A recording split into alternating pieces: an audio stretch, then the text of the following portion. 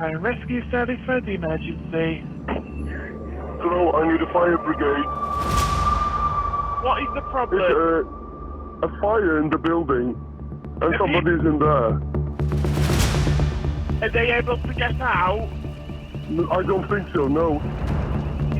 We just get to the door. Yeah, we've torn out the window, but it's just, you know, the whole room is on fire. Right, okay, we're on the way. Police and fire crews have been called to a raging inferno at a flat in Hull. Officers arrive and discover a man has been pulled from the fire with life-threatening injuries. And it's just him. Where was he? In the back bedroom? Where the window is that's been pushed out. Cheers.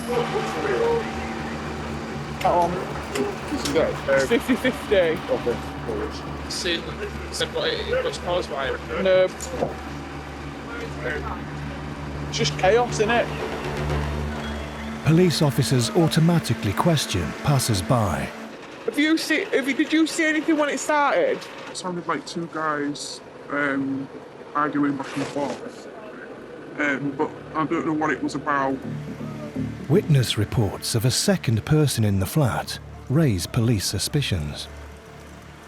Was it definitely two different voices that you heard? Yeah. Yeah. Do you know roughly, did they sound local, or can you think of any, was there any specific accent or anything like that? One of them had an accent, but I couldn't tell you What sort of accent it was? And did the other person, did he sound like local, do you think?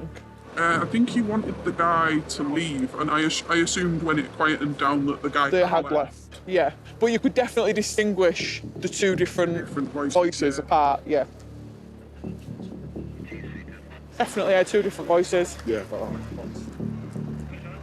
Do you want to look after the back? The property is now a potential crime scene. The rescued man is taken to hospital, where it's discovered he's been seriously assaulted. He's identified as 54-year-old Anthony Ibbitson. 2 days later, he tragically dies from his injuries.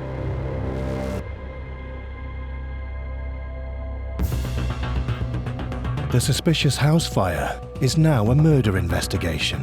Can you grab everyone for us, please, mate? The case is passed to Humberside's major crime team. Leading the investigation is Detective Chief Inspector Amy Keane Christie. It's so horrific in terms of the incident itself. He was quite a vulnerable gentleman. We know the victim was assaulted. We've established that there is a witness, and the witness heard more than one voice.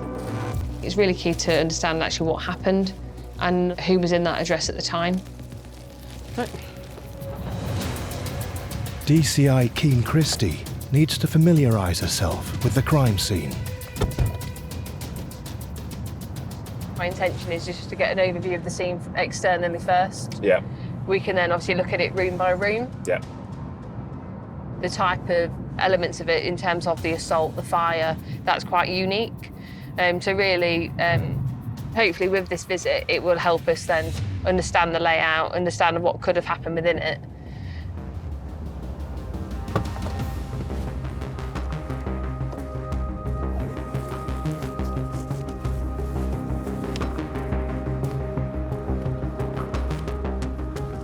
Police believe that the fire started in the bedroom. Wow. You can see the extent of the fire damage, can't you? It's quite shocking. The bed of Anthony's was just here with the headboard towards this wall. Yeah. He's then found by the firefighters and dragged out from just next to the bed on this side, dragged out through the hallway out to the front door. And this room was disturbed and there was items everywhere. And we understand that the fire would have started somewhere around here. It was through this window that the witnesses first saw the fire starting. There's blood on the wall. You can see the arrows just down here on the wall. He passed away in hospital, but you know, his last his moments or, you know, his interactions were in this room really. Yeah. Definitely thought-provoking, isn't it? It is, yeah. Yeah, it must have been horrendous in this room when it was on fire. So it's like in this room, obviously, even though the seat of the fire was in the bedroom, you know, the smoke damage is really, really extensive. It's obviously come throughout the whole of the flat. Also, really, I suppose, it just shows you the contrast, doesn't it, of this room is obviously really, really tidy as well, and obviously, other than the smoke damage, Yeah.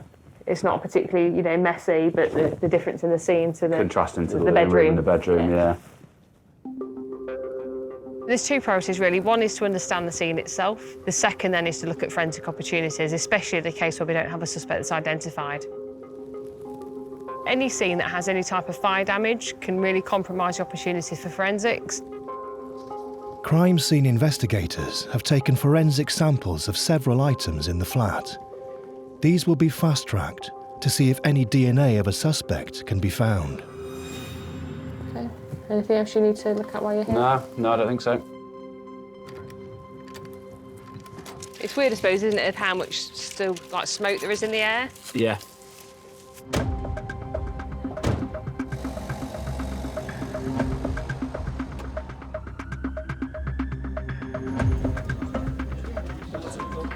It's this alleyway at the back of here, isn't it? Which is that one? Yeah, you're right, yeah. Detectives have located CCTV from near the victim's house. This is the camera covering the property address. Detective Sergeant Sam Cunnington is reviewing the footage in the minutes before and after the fire. Ah, there we go. So it appears we've got an individual leaving the address shortly after the fire began.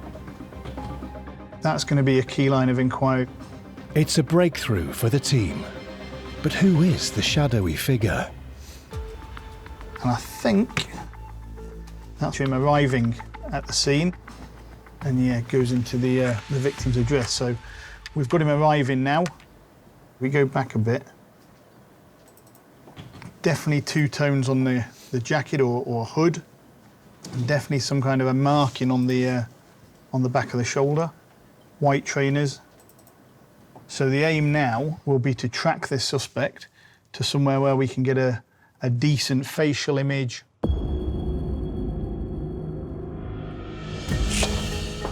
Detective Constable Danny Crawforth is heading to the scene of the fire to hunt for more CCTV cameras. The initial thing is trying to work out where that person has gone to try and ID this guy. It's literally a tracking from place to place to find out where that person's gone and trying to work out a direction and seeing them on another camera or some more footage. This street is the location of where the incident took place and the subsequent fire. Was it that camera up there? Or he went up the street? Yeah. Starting at the scene, they follow the suspect's route away from the property in the hope of locating more cameras. We know he's come up here, even though we see quite a grainy image. There's another camera just on the left-hand side. This camera, it points onto the car park, so if he is going to walk past... There's good coverage all the way outside of there, isn't there? Because it looks like a new camera. Yeah. Good quality footage from it. Or to check it. The footage from the CCTV camera is downloaded and given to Detective Sergeant Sam Cunnington in the Digital Media Unit. This is the store around the corner from the scene. Definitely the same jacket, same white mark on the shoulder. Trainers, happy with. And the next job will be tracking him further along here to see where he ends up going to.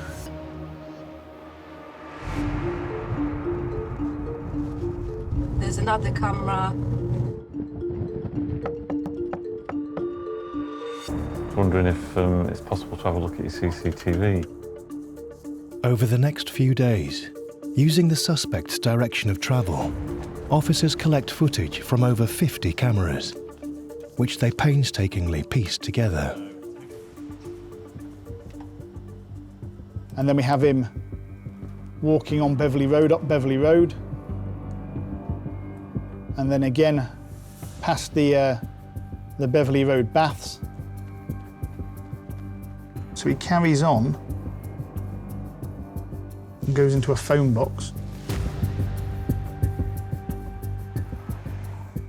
He's definitely in there for a while. So the key thing in this footage is the walk of our suspect. It is a noticeable walk. He's got a bit of a swagger. Every camera we have is just not enough. He's managed to avoid everything facially. He always managed to keep his head down, his face out the imagery. Detectives track him for over 5 miles to a housing estate in the north of the city. This is on Brand's home. We can see our suspect in the background walking across, and we know that once we get into this housing estate, there's a large housing estate in Hull. He disappeared. So we still need to find who this person is. It's really frustrating that we haven't got a facial image. While digital media officers have been collecting CCTV, a number of items from the crime scene have been fast-tracked for DNA testing. Will they provide any clues? Are you in a position now to go through them and just confirm what the results were for us? Yeah. First item was the black wallet, which was from under the head of the bed. There was nothing to identify any other person. The next item was a picture frame. Again, there was nothing to identify any other person that may have touched that item. So we also submitted 3 swabs, which were taken from blood staining on the wall of the bedroom. All those 3 swabs came back as being the blood of Anthony Ibbitson with no So other nobody person, else? no other contributor. We knew due to the fire damage and the scene itself that it may be difficult. Yeah. In their efforts to identify their suspect, detectives also swabbed the phone box the suspect was seen going into. So we sent off a black plastic telephone handset, and there was no DNA recovered from that, which would take us any further forward to identifying a suspect. It was definitely worth a shot, I think, just to see if we could get some early forensic indication on who the suspect is. It's another blow for the team. And obviously, if you've come from this direction, then this whole area might then become relevant. So they decide to focus their efforts on the housing estate where he was last sighted, in the belief that he may live there.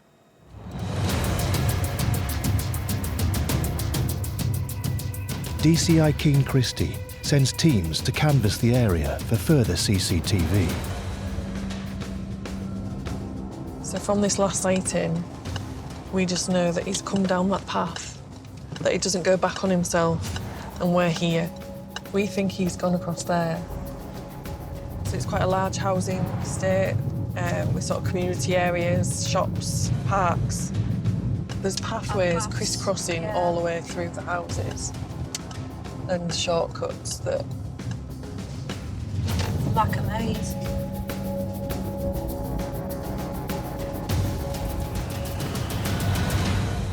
When you've got no name, no links, you have no idea who the suspect is. We've got dangerous individual. Yeah, the stakes are higher. But we are so determined that we're gonna catch them and get to the bottom of the story. And when you're beginning to constantly come to dead ends and not get anywhere, it just starts to feel like, is this it? Is this as far as we're going with it?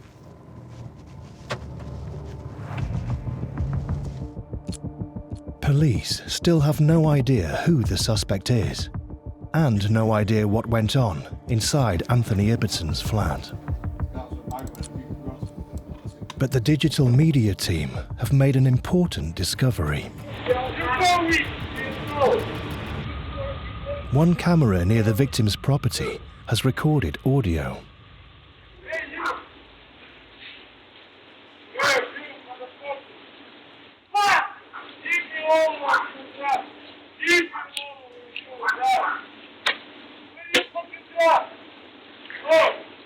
And the audio is incredibly important because it provides you like that third eye into the property itself and what was happening.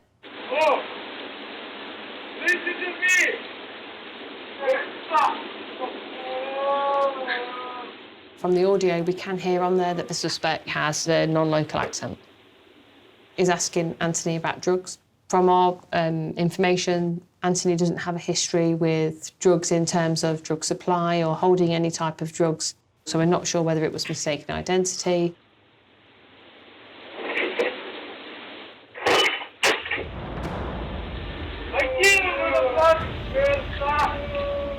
You can hear threats of violence. It's so horrific. Hey, you! Fucking quiet! You need to fucking quiet! The suspect has left Anthony in the address. We know from the audio he was aware of the fire. He's had opportunities since leaving the address to call the police, to call the fire brigade, and he hasn't done. We can hear the level of violence that's displayed, so the quicker we can get hands on and have that person in custody, the better. So if we can't identify them because of the quality of the footage, then we need the public's assistance to be able to find out who they are. I'm Detective Chief Inspector Amy King-Christie, and I'm the Senior Investigating Officer who's leading the murder investigation. We need your help. Were you in the area of Freetown Way, Ferrins Way, Springbank, or Beverley Road between the hours of 7 p.m. and 8 p.m? If so, we really need to review your dash camera footage. However small, it could be crucial to our investigation. Along with the appeal to the public, DCI Keane-Christie releases some of the CCTV online. It's hoped when we release the footage that we firstly obviously identify the suspect involved, but secondly it could be that people that may have been passing by, driving by, seeing something that maybe just didn't seem normal, but also they might have been driving in their vehicle using dash cams, anything to help us that could ID that suspect.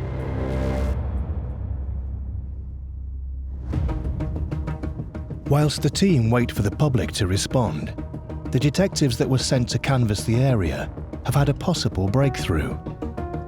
They've stopped a man matching his description. It was the walk. I literally stood in front of him and stopped him. Yeah. He didn't seem bothered, did he? And when I asked for his name, and he said his name, and we heard the accent. Yeah, the accent. It threw us, didn't it? Yeah, we looked at each other and thinking, whoa. And he showed his working permit. Mark Waskowski. But, having no grounds to detain him, they have no option but to let him go. Oh, it's frustrating. Frustrating. It's really frustrating. Because it starts feeling like everything's against you. Is Mark Waskowski the suspect they're looking for? Detectives widen their search for more footage. The area that we lose this figure on the CCTV has a shopping centre in the middle, so that's a good area to extend our CCTV parameters. And the shopping centre itself, we know from previous experience, has excellent CCTV. Detectives begin trawling the CCTV from the day of the attack. And finally, this produces the breakthrough police have been waiting for.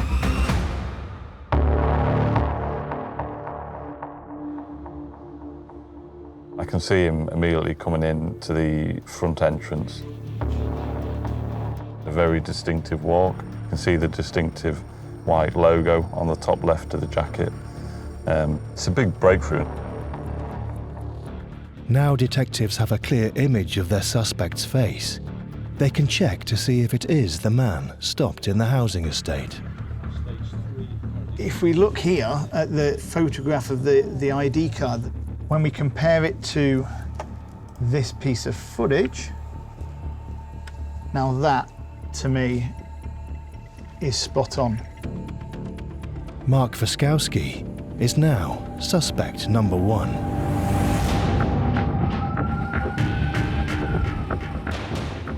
With a potentially violent murderer on the loose, a specialist team armed with tasers are dispatched to arrest him.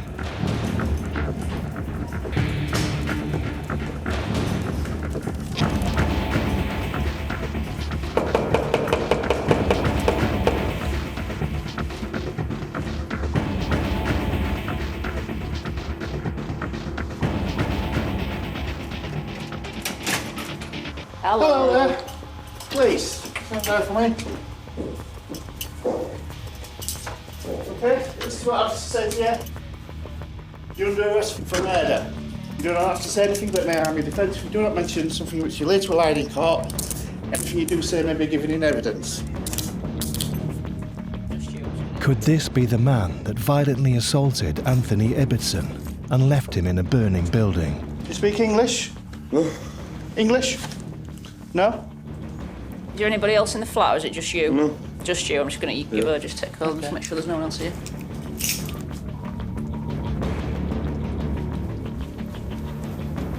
I don't understand what happened.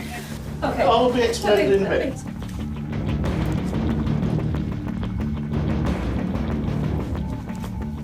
There's nobody else here.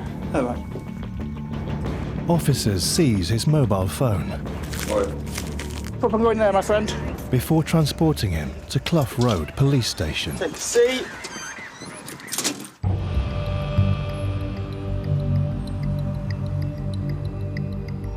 Come on, buddy.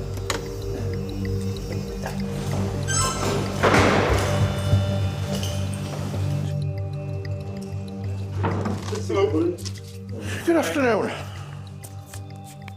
Been arrested for murder. So you've been identified through some CCTV inquiries and you've been suspected of committing this offence. Stand up for us, Mark. With their suspect number 1 in custody, detectives have 24 hours to bring charges. Detective Constable Steve Story will lead the interviews. From the initial interview, we want him to provide us with his version of events. We want him to explain where he was at the time of the murder, and we want to get that account in as much detail as we can without giving him any information that we're aware of. Assisted by an interpreter, how will Waskowski account for himself? The time is 17:48. We're at Clough Road Police Station in Hull. You've been arrested for murder. Обвиняюсь или подозреваюсь? You're under arrest for that murder, so Вы арестованы. Пока. tell me about your involvement in that offence. Расскажите, пожалуйста, по поводу вашего... Это не я. Okay, so if we go back to that Wednesday, where were you between 7:30 in the evening and 9:30 in the evening? Дома был. Я играл приставку, подготавливал комнату к покраске, общался с девушкой, ну все как обычно. Okay. So specifically then between 7:30 p.m. and 9:30 p.m, what do you remember doing? PlayStation. Okay, so you were at home on your PlayStation? Yes. Okay. Я целый день был дома. With Waskowski claiming he was at home, detectives next show him the shopping centre CCTV. You see that? So this is CCTV from the North Point Centre from the 29th of November, and it's in the morning at 10:48.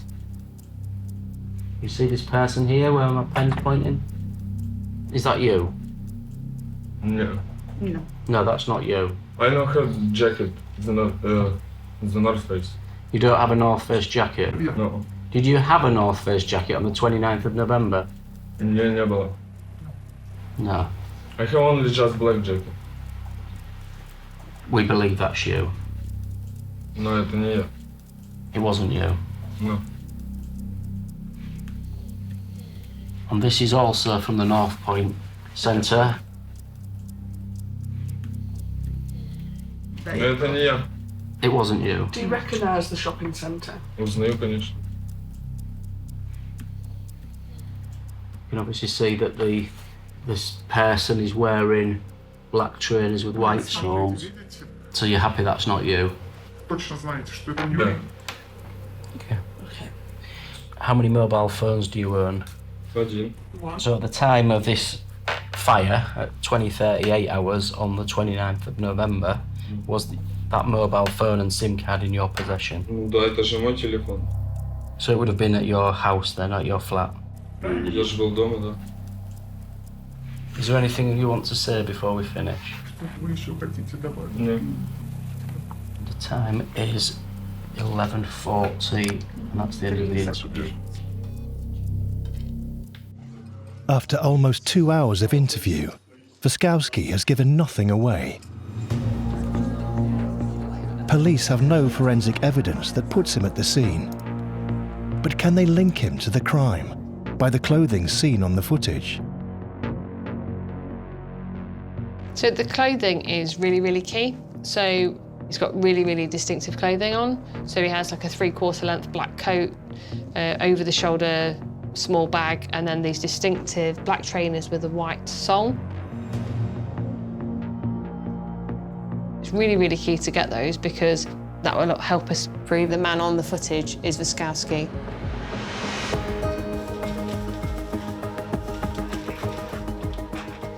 Whilst officers search Waskowski's flat for the coat and the shoes, detectives decide to re-interview him. What we're going to do is show you some more CCTV now. This time, they focus in on the events of the night to see if he'll change his story. So this is now Beverley Road, walking out of the city. I'm saying that's the same person in the black trainers with the white soles and the North Face jacket. So we believe that's the same person that you saw in St. Stephen's and Tesco's. Но он похож на половину людей в городе. Yeah, but it doesn't look like half the people in this city. This is a figure walking, he goes into the victim's address. Это уже показывает. Again, was that you, Mark? Нет. We see a figure coming out of the address. That's about 12 minutes before the fire brigade were called. So if that was you in the address, Это были вы. Нет. now's your opportunity to tell me what was happening when you left that house. Нет, почему, если это не я? So what we know is that a witness described what is described as an overheated discussion. Were you involved in that discussion? Если меня там не было, как я могу быть If I вовлечен в wasn't there, какой-то how can разговор, если я ничего не I be понимаю? involved in any conversation? Time's 17:14. It's the end of the interview.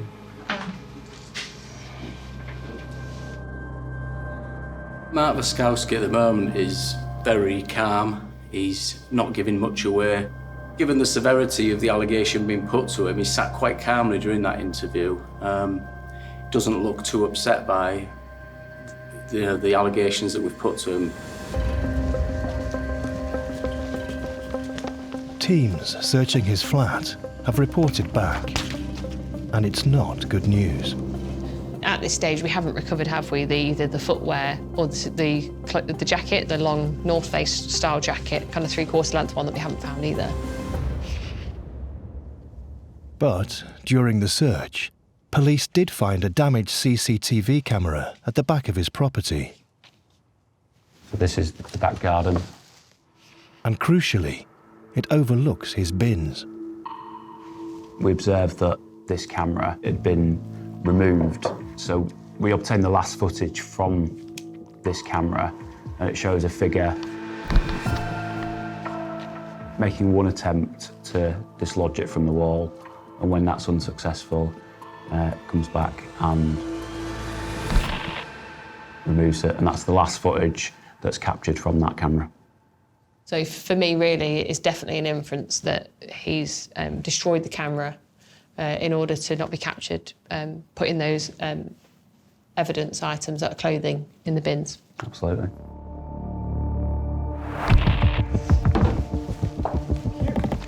The team only have circumstantial evidence. With the clock ticking down, will they be able to charge Foskowski with murder, or will he walk free?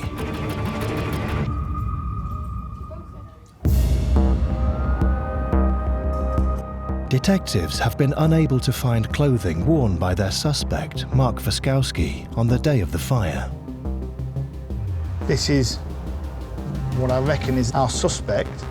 But they have continued to review CCTV footage from a shopping centre to track him in the hours before the murder. He's gone into a jeweller's. And he hands something over, and it looks like it's a receipt. We need to find the receipt. Finding the receipt would prove that it is Foskowski in the footage. Whilst officers try to locate it, the team have also been analysing data from his mobile phone. He's told us that his phone is always with him and that he's at his home address the whole day. So we can see that at or before 18:34 in the evening, suspect's mobile phone is now connecting to a mast in the vicinity of the city centre. So then, right at the time of the assault and fire, at the time that took place, we can see that the suspect's mobile phone is very close to the offence location. With this new evidence, police secure a custody extension of 12 hours to challenge him in a further interview. Yeah.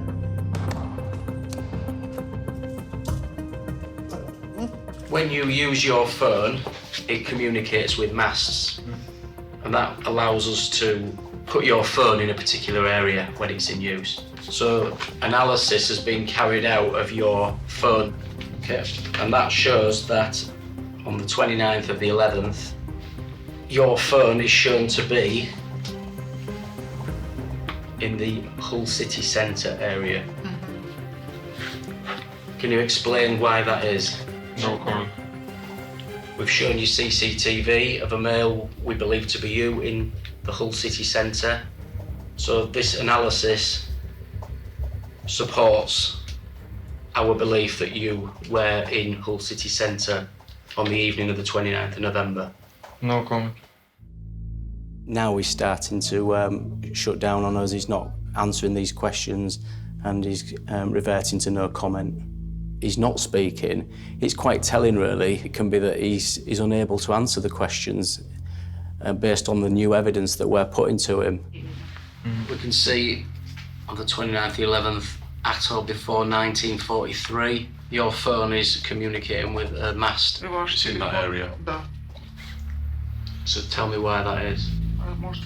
No comment. Is it because you're in that area? No comment. This fits with the CCTV we've shown you? No comment.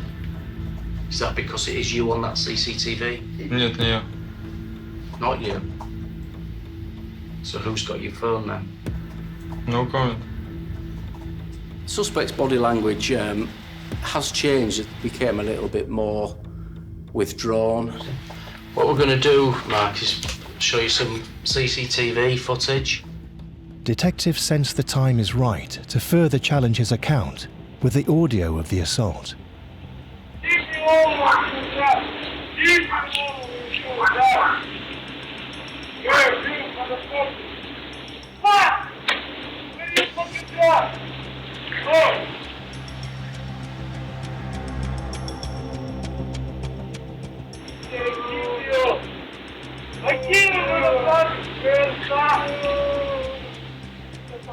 Hey, you! Fucking fire! You need to your fucking fire!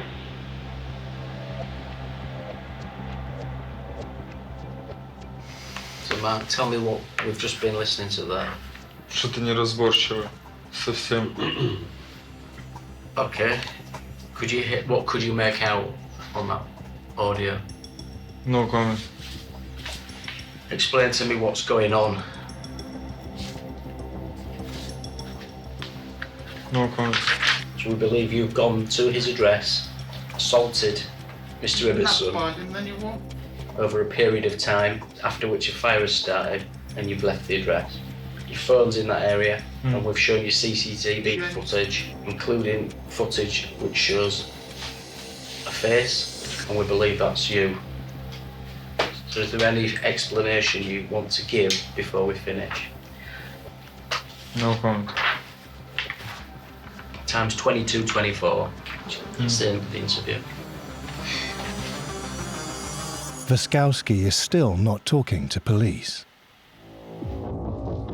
But in the hunt for the receipt seen in CCTV footage, detectives have made a significant discovery. So we've obviously got Waskowski. Looks like he's trying to make some form of return. And obviously we can see, can't we, from those images, a little champion bag. When we conducted the warrant at his home address, we recovered the champion bag and sent that off for forensics. And it was actually when we've done the forensic examination that we've actually recovered this receipt here shown on the screen from that bag, from within it. By having the receipt in the bag, that timelines him really, really well.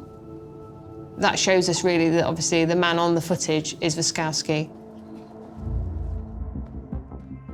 With proof that Waskowski has lied to detectives, they decide to go to the Crown Prosecution Service.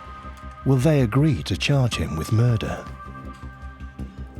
It's Detective Chief Inspector Amy King-Christie. How are you? The CPS have authorised a charge for murder, and Waskowski has been remanded into custody. It's definitely a relief for us in terms of having Waskowski remanded. It means that he then can't cause any further harm to anybody else. But really, that's where the hard work starts in terms of case building and making sure not only we can get a charge, but we actually can get a conviction at court. The team still don't have any forensic evidence. But further testing has been conducted on items from Anthony Ibbitson's flat and Waskowski's address. Can they provide the final piece of the jigsaw? Swabs were taken from some planks which were recovered from Anthony Ibbitson's home address, and a mixed DNA profile was obtained. And in that profile, both Anthony Ibbitson and Mark Waskowski were well represented. The scientist is happy to say that some of that cellular material has come from Mark Waskowski. Yeah. That's fantastic news. That is really, really positive. So that, for me, shows that Mark Waskowski was present inside that flat. Yes. The other significant forensic return that we've had relates to a black hooded top. This item was seized from Mark Waskowski's home address. Blood staining's been found on the left cuff, and this blood relates to the victim, Anthony Ibbitson. So it's a positive link between our victim and our suspect. The evidence strengthens the police case. And crucially, they've also received the pathologist's report. Mr. Ibbitson's death was due to the combined effects of burns and inhalation of products of combustion following an assault in which he sustained significant head and neck trauma, which rendered him unconscious and unable to flee the ensuing fire from the property. Had he have not have been assaulted to the degree that he had been, he would have been able to get up, leave. Absolutely. And obviously then wouldn't have obviously got those other injuries. Yeah. It clearly links both the assault and the fire to his death. Together, doesn't it? Yeah. So the importance of the pathology report is that it allows us to understand the level of injuries, how those have occurred, and also the fact that because of the injuries to his head, he was unable to actually leave the flat when it was on fire, ultimately leading obviously to his death. With the evidence that we currently hold, it's really strong, so I would hope that any jury would convict Waskowski of this offence.